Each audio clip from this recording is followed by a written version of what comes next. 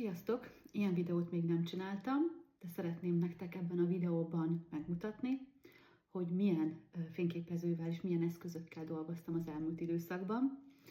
Én ezt a Fuji X-T4-et használom, de eljött az idő a váltásra, és szeretném nektek megmutatni, hogy melyik az a fényképezőgép, ami a jövőben a munkáim során jelen lesz.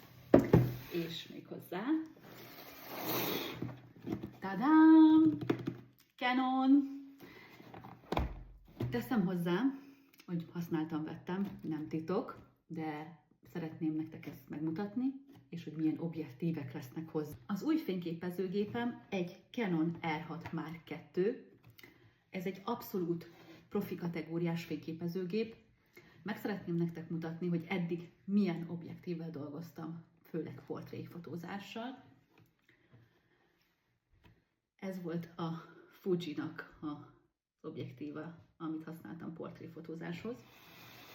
És megmutatom nektek, hogy most a Canonnak milyen a portré objektíve. Egy 85 mm-es, abszolút tényleg a felső kategóriás objektívek közé tartozik. Portréfotózásokhoz a Fujinál ezt a fajta zoom objektívet használtam, és most a Canonhoz a következő zoom objektívet vásároltam, az pedig ő lesz.